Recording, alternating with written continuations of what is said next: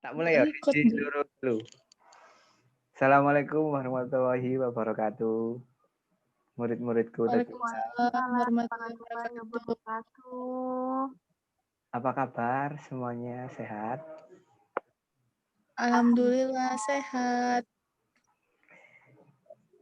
Ya, sebelum pembelajaran, alangkah baiknya kita berdoa terlebih dahulu. Mungkin dari kalian ada yang memimpin berdoa. Mbak Erika saja. Silakan dipimpin berdoa.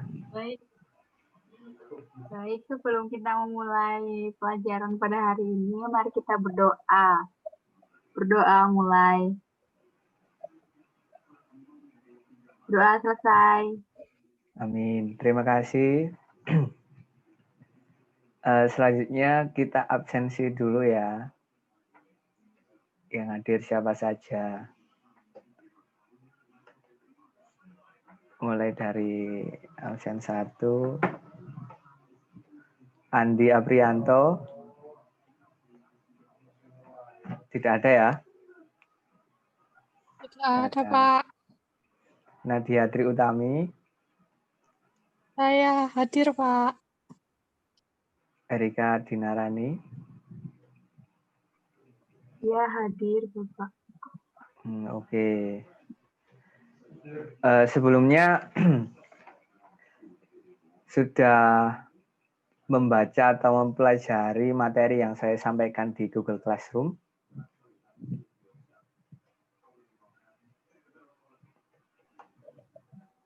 Sempat, tapi dikit Pak, cuma separuh. Oh, cuma separuh. Bisa disampaikan sedikit mengenai apa yang dipelajari, Mbak Erika?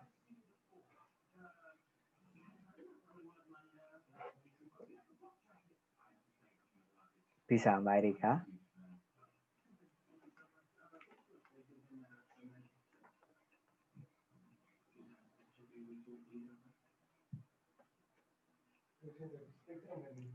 Waduh, kok diam?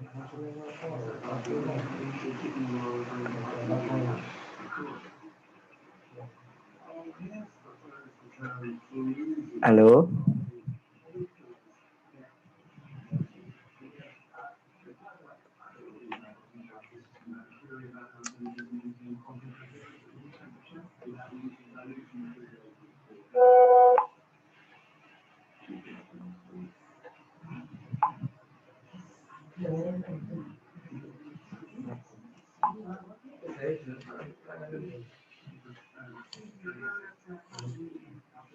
Ya Bapak, setelah saya berpikir tadi saya agak lupa. Oh, lupa ya. Mungkin Ya. saya akan Ya sudah. Saya bukakan saja apa yang saya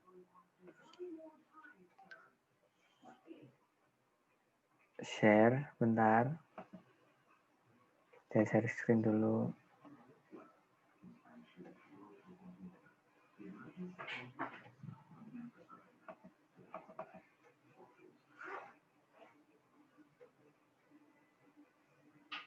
Ini ya.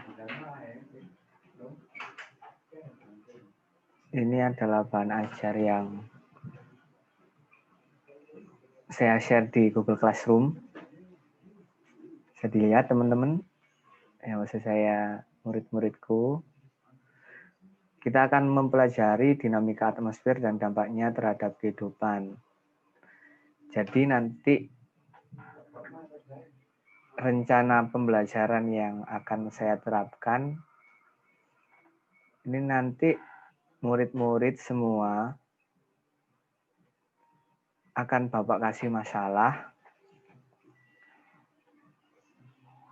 mengenai salah satu dinamika atmosfer yang ada di bumi. Jadi nanti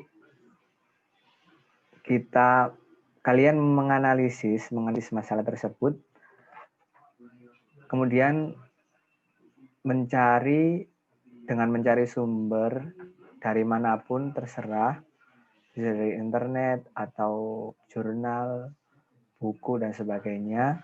Nanti menganalisis tentang banjir, penyebab banjir. Jadi nanti saya kasih literasi sains geografi yang sudah saya siapkan di Google Classroom. Saya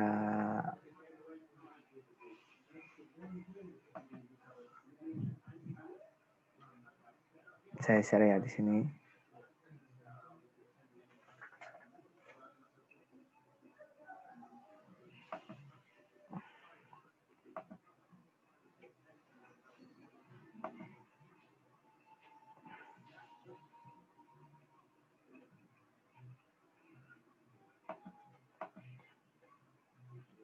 Ini.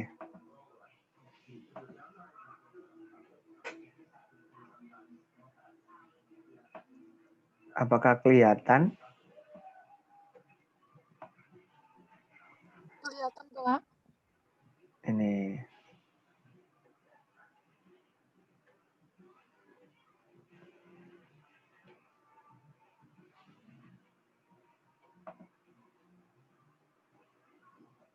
Nah, ini. Jadi nanti dicek di Google Classroom-nya, itu ada berita mengenai banjir di Surabaya. Jadi nanti murid-murid semua menganalisis penyebabnya apa. Mengerti ya?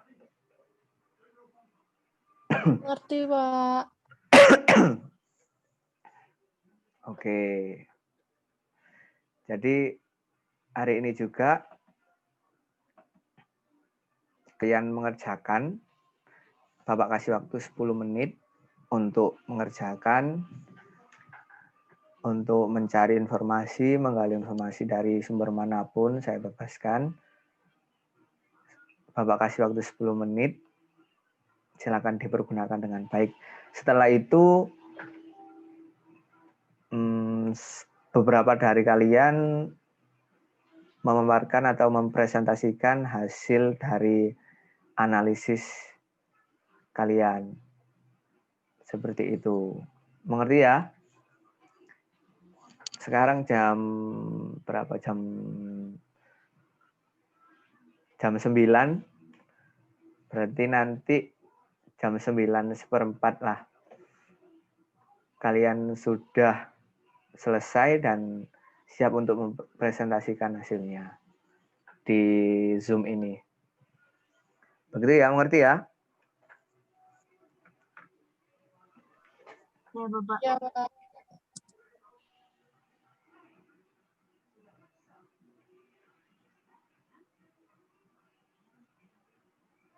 Bisa dimulai.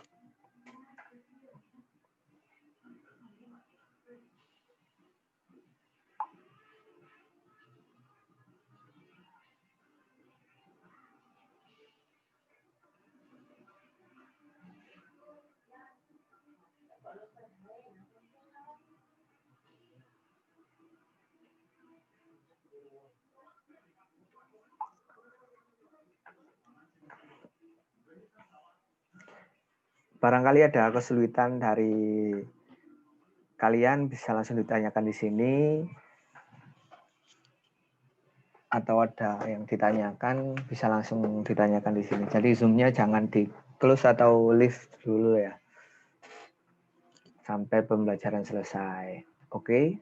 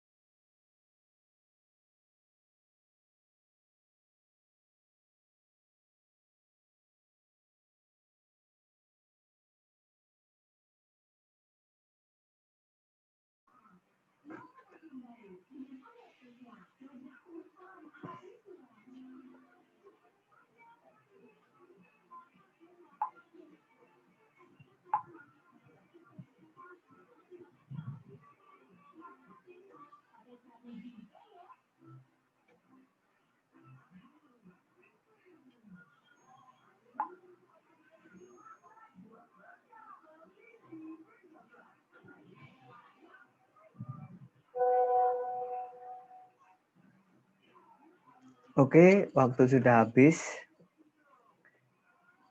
Mungkin salah satu dari kalian ada yang berani memaparkan hasilnya. Silahkan.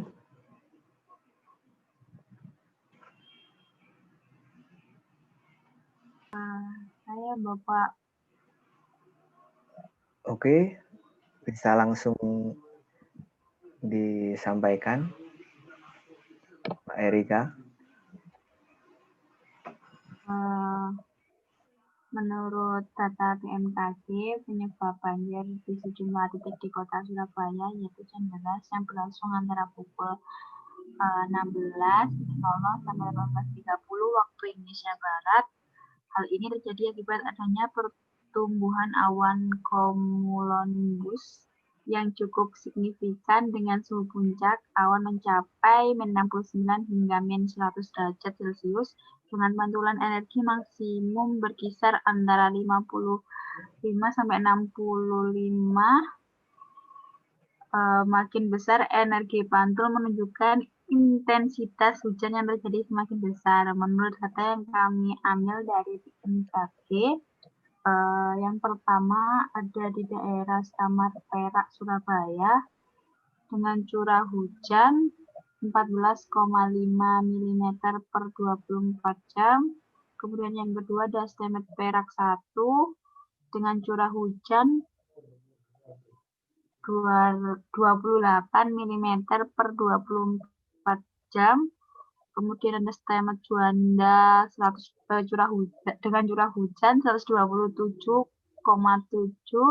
mm per 24 jam. Kemudian ada Gunung Sari dengan curah hujan 98 mm per 24 jam. Kemudian ada Keputih dengan curah hujan 84 mm per 24 jam.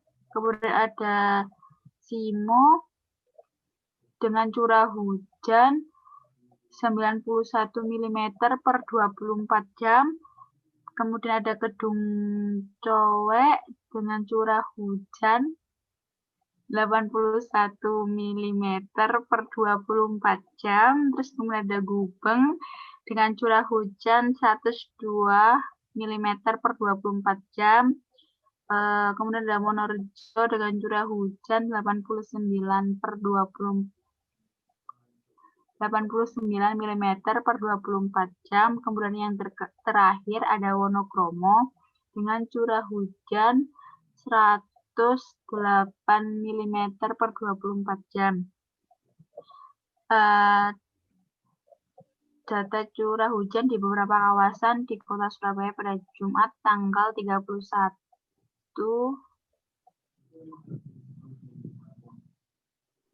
Januari 2020. Foto by BMKG Juanda. Kemudian ada BMKG menjelaskan bahwa analisa meteorologi tersebut disimpulkan berdasarkan 6 indikator. Indikator tersebut ada pola angin pada tanggal 31 Januari 2020 pukul 19 waktu Indonesia Barat. Terlihat adanya daerah tekanan rendah di Australia sebesar 1001 MB dan Papua Nugini 1007 MB. Kemudian dari indikator suhu muka laut, terutama di wilayah perairan utara Jawa Timur dan di Selat Madura tercatat sebesar 29 sampai 31 derajat Celcius.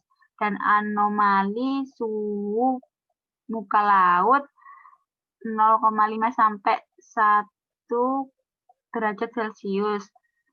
Kondisi ini menunjukkan aktivitas penguatan masih cukup tinggi, sehingga banyak suplai uap air ke atmosfer untuk mendukung terbentuknya awan-awan konvektif di sekitar wilayah Jawa Timur. Perlu diketahui beberapa jalan di Surabaya tergenang banjir dan menimbulkan kemacetan lalu lintas pada Jumat pada tanggal 31 Januari 2020. Kemudian ada BP Mas Kota Surabaya mencatat banjir terjadi di Jalan Maijen Sungkono, Jalan Ketintang, Jalan Gubeng, Airlangga, Jalan Beratang, Gede, Jalan Wonokitri, Jalan Ngage, Jalan Dr. Sutomo, Jalan Kutai, Jalan Ahmad Yani, Jalan Inden, Jalan Indragiri, Jalan Insinyur Soekarno, Jalan Aditya Warman, Jalan Dharma Wangsa, Jalan Tanjungsari, dan Jalan Panglima Sudirman. Rata-rata ketinggian air mencapai 30 sampai 60 cm. Itu Bapak hasil diskusi dari kelompok kami. Terima kasih.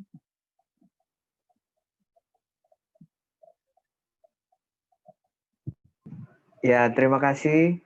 Sebentar ini ada sedikit gangguan. Saya betulkan dulu sebentar.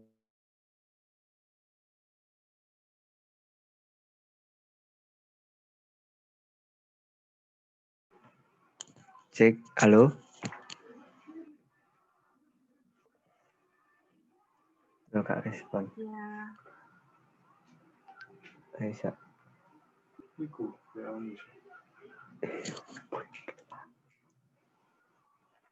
Oke, baik sekali pemaparan dari Mbak Erika tadi. Untuk selanjutnya saya akan menjelaskan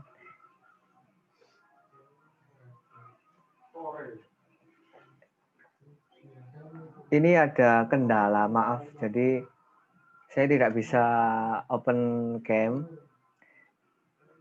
Ini tidak tahu, ini tadi saya cari-cari tidak ketemu masalahnya di mana. Jadi tidak apa-apa ya ini ya. Hanya suara saja. Ini saya akan menjelaskan. Jadi tadi sudah dipaparkan mengenai penyebab dari banjir di Surabaya. Salah satu faktornya adalah intensitas curah hujan yang sangat tinggi.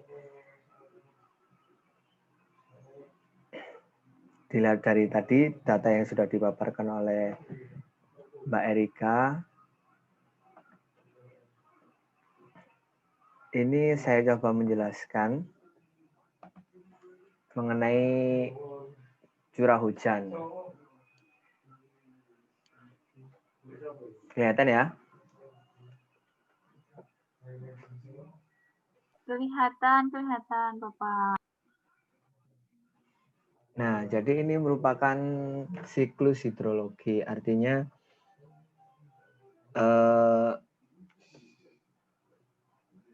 proses terjadinya hujan itu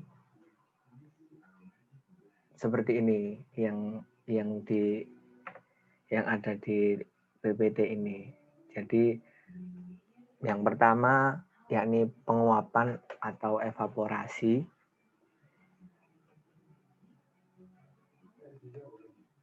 Evaporasi kemudian bergerak naik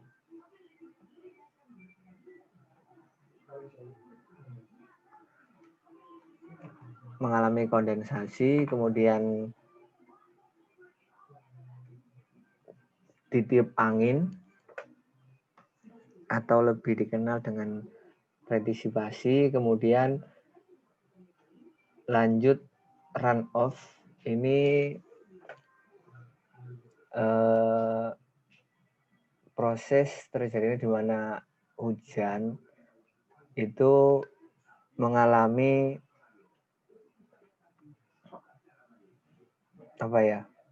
ketika permukaan tanah itu tidak dapat menampung hujan dan mengendang di permukaan, dia akan otomatis kalau di dataran tinggi dia akan run off, artinya akan meluncur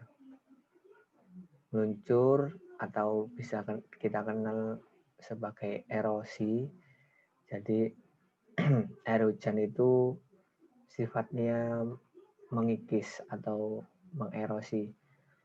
Kemudian setelah itu terjadi infiltrasi, artinya infiltrasi ini jadi run off ini kemudian masuk ke permukaan tanah yang datar, menyerap.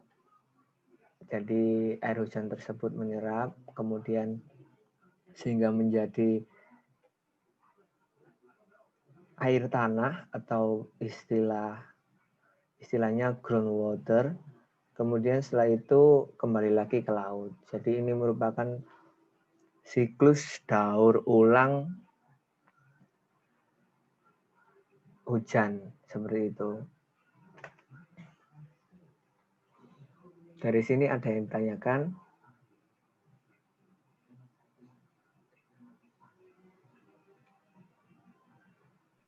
Tidak, Pak. Sudah cukup jelas. Ya, sudah jelas ya.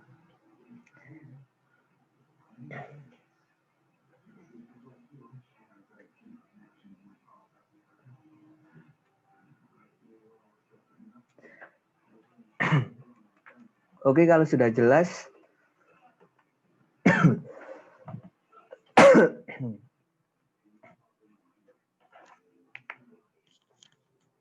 kalau sudah jelas, ini nanti setelah ini ada sedikit kuis atau evaluasi mengenai apa yang saya paparkan, apa yang sudah kita pelajari hari ini. Nanti bakal saya upload di Google Classroom. Jadi nanti ada beberapa pengisian pilihan ganda.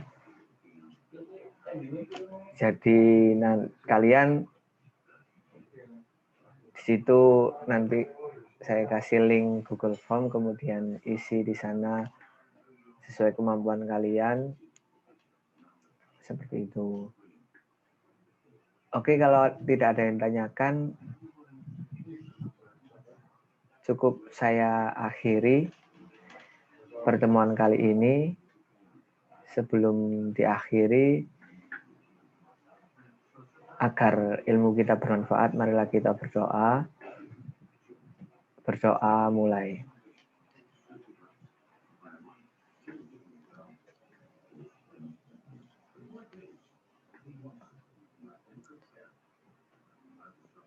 Berdoa selesai. Oke, terima kasih, itu saja dari saya.